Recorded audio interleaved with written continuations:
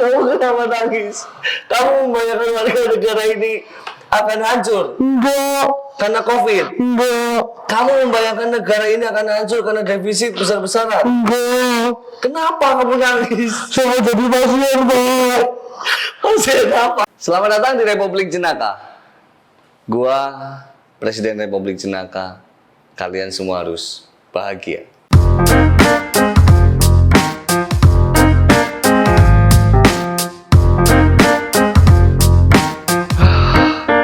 Kondisi hari ini lagi betul-betul emosi nih sama menteri-menteri yang gua angkat mereka jadi menteri, tapi malah bukan bikin senang, bikin pusing. Gua udah ngecek di beberapa tempat soal penanganan COVID, baik dari penanganan medisnya, baik dari anggarannya, baik dari tunjangannya.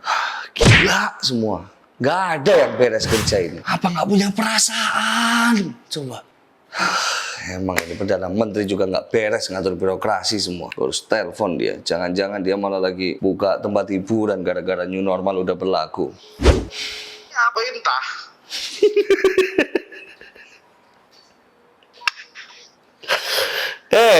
Perdana Menteri, lu di mana? Saya lagi minum jamu, Pak Pes. Minum jamu apa? Jakuse. Apalagi itu jamu jakuse? Jamu kuat sehat.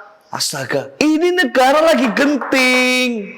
Kok ente malah minum jamu di luar sana? Ini pasien COVID, infeksi semakin naik semakin hari, angka meninggal juga semakin tinggi. Segera ente menghadap saya sekarang. Makanya karena keadaan gawat, saya minum jamu dulu. Biasanya nggak ikut gawat. Imen. Lu ngapain minum jamu? Lu biasanya minum air keran, lu sekarang berlagak minum jamu. Dapat endorse ya? Sangat mesti. Yaudah, saya segera menghadap. Segera ke sini. Mesti. Emang kita punya Perdana Menteri ini unik orangnya. Satu-satunya Perdana Menteri yang gua pilih tanpa ada pertimbangan cuma dia. Siap. Perintah. 24 jam tanpa jeda. Negara lagi genting. Jumlah pasien terinfeksi corona semakin meningkat. Angka meninggal semakin tinggi. Astaga, malah lu ngapain minum jamu di sana-sana?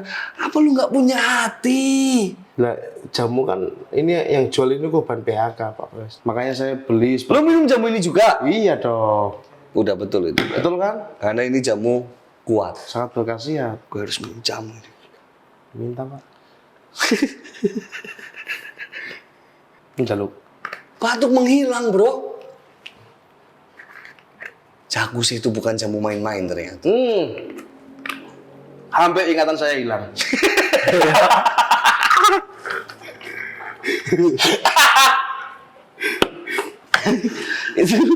itu namanya jamu gila. Kalau sampai ingatan aja hilang. Saking berkhasiat. Ya Allah, Gusti. Mana ini, Pak? Rasa ini nggak bener ini barang ini. Bapak tadi udah marah-marah.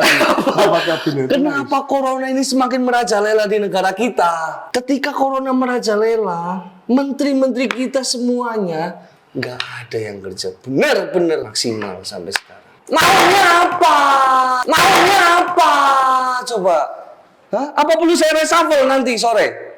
Lu itu sebagai Perdana Menteri, tugasnya ngatur birokrasi, harusnya ini barang beres. Ini gimana caranya? Menkes, kemana Menkes? Nggak tahu, Pak. Gua telepon, nggak diangkat, di WA, nggak dibales. Cuma dibaca aja saya. Mensos kemana? Jangan main-main. Ini soal warga negara. Ini soal rakyat Indonesia yang butuh perlindungan dari negaranya. Masa anggaran sebesar itu saya gelontorkan untuk menanggulangi? Ngapain dipegang tulisan? Kita jadi lupa nanti. Enggak. Kan gue lagi marah. Iya. Ini anggaran sebesar itu sampai detik ini. Saya ulangi. Sampai detik ini. Perlu saya ulangi? Cukup. Gak ada yang terrealisasi.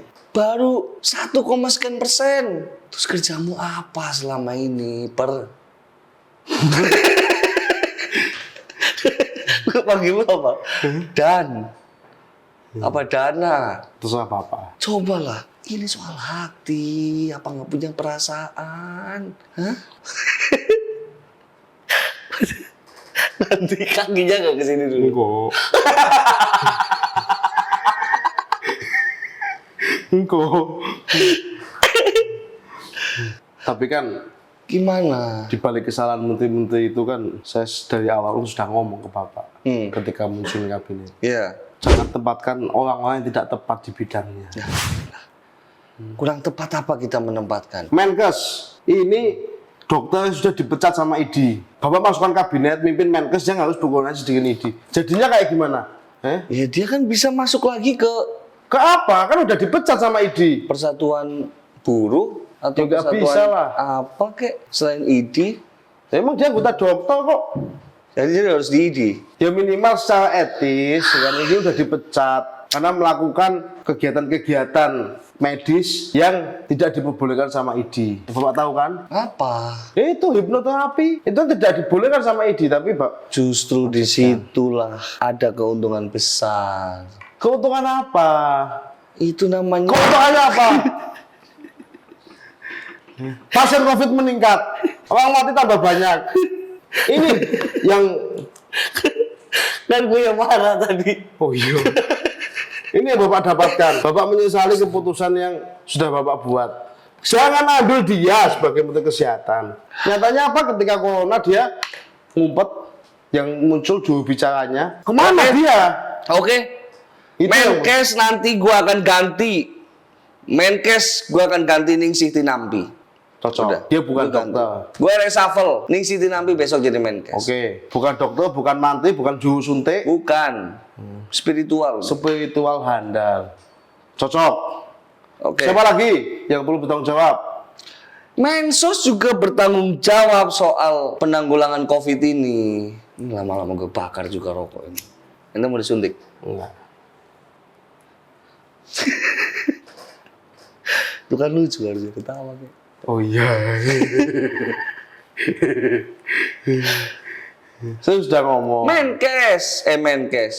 Mensos. Mensos ini orangnya siapa? Dia nggak jelas, asal usulnya dia itu bukan tokoh.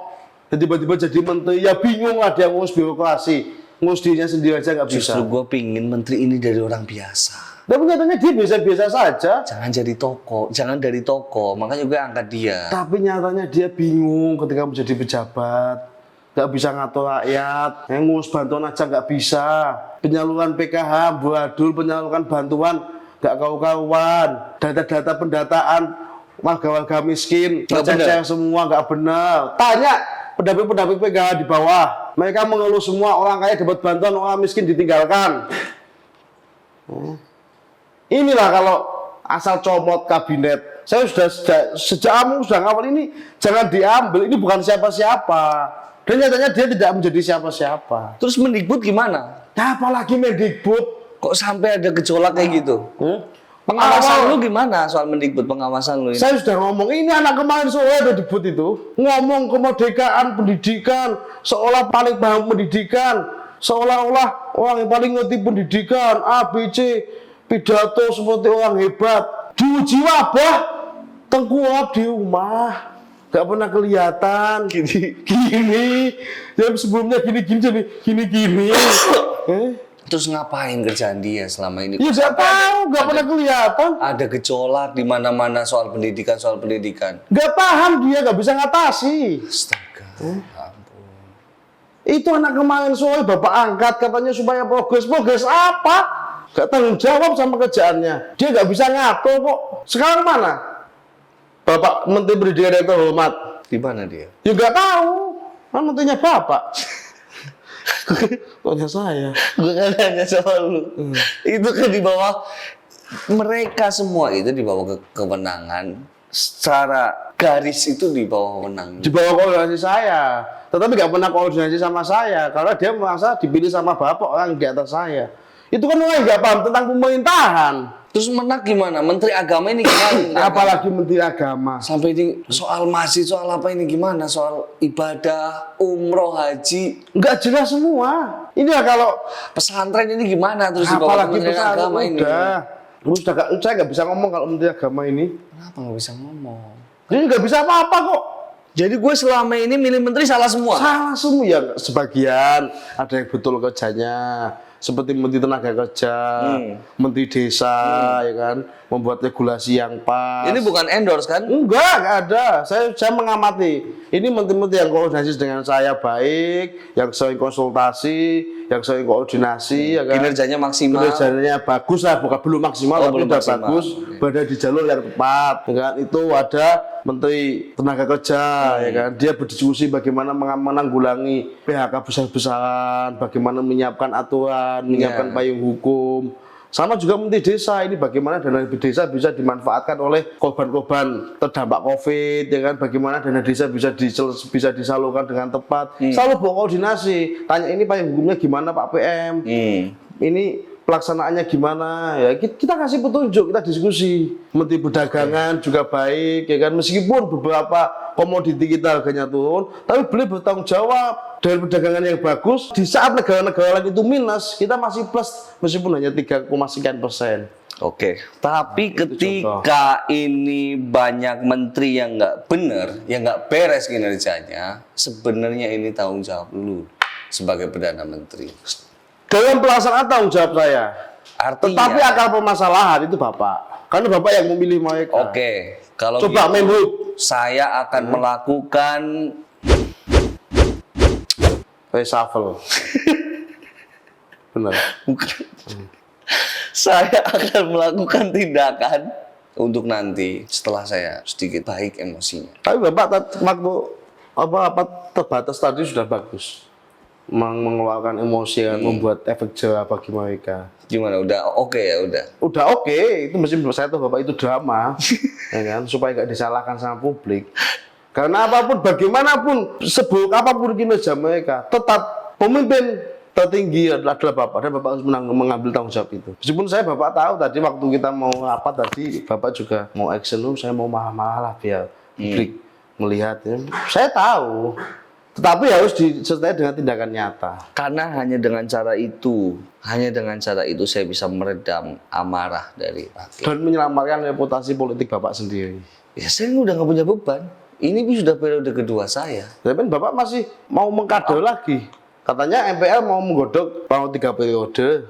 Oh, kalau itu memang harus. Siapa sih yang berkuasa bikin turun? Makanya. Tapi kemudian ini semuanya diserahkan kepada rakyat. Tapi yang jelas, gue pingin lihat pertanggungjawaban lo bahwa ini harus segera tertangani. Bayangin aja, angka infeksi sudah mencapai 56.000. Angka meninggal sudah mencapai 2.876 jiwa. Pokoknya gue nggak mau tahu. Semua menteri yang di bawah koordinasimu ini harus diberi peringatan, harus diberi sanksi. Kalau perlu, saya akan segera mengeluarkan kebijakan reshuffle. Dan kamu sebagai penanggung jawab birokrasi dalam hal ini kabinet di bawah kamu juga harus bertanggung jawab. Ini soal nyawa warga negara. Tidak bisa ditoleransi. Ampun Pak, saya memang wali kota bodoh Pak.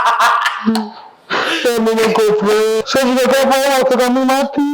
Kan bukan wali kota, goblok, Perdana Menteri. Kenapa saya ikut-ikutan wali kota?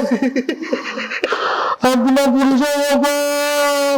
Saya jangan dikejain terus Pak. Jadi kamu merasa kamu goblok? Iya Pak. Kamu Perdana Menteri yang goblok? Iya. Kalau kamu sudah merasa kayak gitu, kamu atau saya yang mundur? Saya aja Pak. Tapi jangan dibelain sama Bapak. Kamu yang mundur aja. Terus kamu kenapa nangis?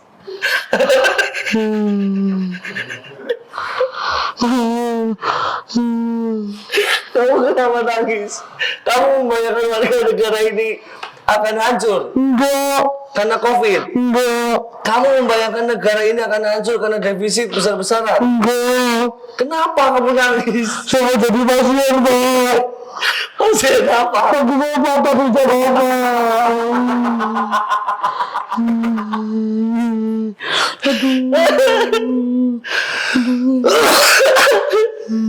Ini guyonan udah gak penting banget sebenarnya. Iya. Lu kenapa? Hah? Lu kakimu nggak ke sini, kakimu nggak ke sini. Lu kenapa gitu? Goblok.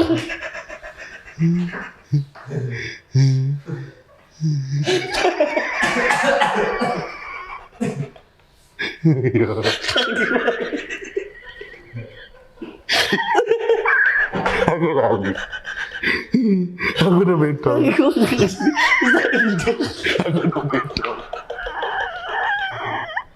Aku udah beda. Kena COVID. Kena diskena masyarakat. Kenapa kakimu pindah kaki?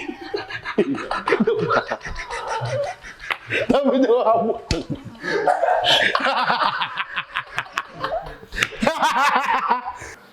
Jadi pakai tangan kayak Iya, aku harus ngomong jadi mau. keconyok rokok. Yo cocok banget. Kadeli. Astaga. Kayak uya-uya bang. Ya? Kayak uya-uya bisnis restoran.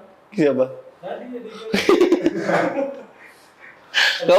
Kamu tahu adegan dia nggak sih? Yang ini? itu kan. Busur. Risma. Oke. Oke lah, saya mengakui semua kesalahan saya dalam mengkoordinasi, mensupervisi para menteri saya. Oke. Saya nggak bisa mendidik, saya nggak bisa melakukan evaluasi. Meskipun 30% itu juga kesalahan Bapak. Karena apa? Ini adalah orang-orang yang salah dari awal mereka masuk kabinet. Dan saya merekomendasikan beberapa menteri di reshuffle. Yang pertama, Menteri Kesehatan. Di reshuffle? Ya, sudah saya lepas mau di reshuffle dan diganti orang-orang yang tepat supaya nanti tidak ada lagi reshuffle jilid berikutnya. Oke, saya catat. Menteri Kesehatan, Menkes. ya. Siapa lagi? Menteri Pendidikan, ganti yang lebih pengalaman, lebih profesional, lebih tahu dunia pendidikan, Mendikbud. Mendikbud. Menteri Agama, Menak, ganti alim ulama, ganti orang yang paham pendidikan, Yang paham ganti orang yang paham agama. agama, yang bisa mengayomi semua agama. Oke. Siapa Ganti lagi? Menhub, kebijakan nggak jelas, pelin-pelan, nggak konsisten. Gila, banyak juga ya rekomendasi. Ganti Menteri Keuangan, Menteri Keuangan. ganti setengah-setengah ini dalam mengelola keuangan negara. Menteri terbaik kita. Nggak ada atau baik versi. Dari masa ke masa ini. Sebelum gua juga udah dipakai dia sebagai Menteri Keuangan. Ya karena sudah expired itu. Dia bagus pada zamannya, tapi zaman sekarang kurang tepat. Ganti. Ya kan? Jadi baiknya diganti ya. Ganti Menpora, Menpora diganti. ganti. Apa urusannya Menpora dengan COVID? Menteri Pemuda dan Olahraga. Seharusnya ketika masa COVID, Menpora menggerakkan pemuda-pemuda Indonesia untuk menjadi garda terdepan dalam melawan virus corona. Tetapi ngumpet. Pemuda-pemuda nggak ada yang bergerak, nggak ada yang kelihatan, nggak ada yang nongol. Ini menteri model apa ini? Ganti. Oke. Apa lagi? Apa mana enggak? Kan lu harusnya punya data. Ganti Menkumham. Menkumham diganti. Diganti. Ini menteri senior. Ini karena kebijakan. Saya nggak peduli ini mau senior, mau junior, mau balita, mau remaja, dewasa dan anak-anak. Oke, Menkumham. Gue catat.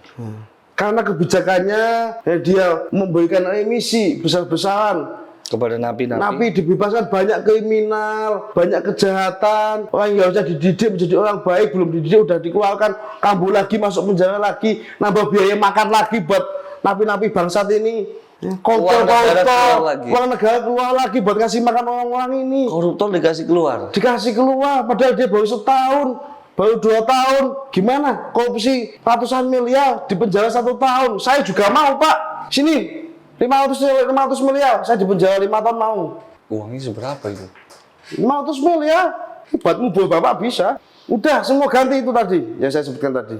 Oke, kalau memang begitu adanya, saya akan melakukan tindakan Reshuffle. reshuffle. Secepat mungkin. Besok hari Senin. Paling lambat Senin. Minggu juga boleh. Minggu kan libur. Iya makanya libur. Senin dia nggak ke jalan. Menteri-menteri ini libur dulu, pakai uang negara hari Sabtu sama Minggu. Senang-senang dulu. Senang-senang dulu. Habis itu weekend. kita WFH kan Senin kita suruh di rumah saja selamanya. selamanya. Oke.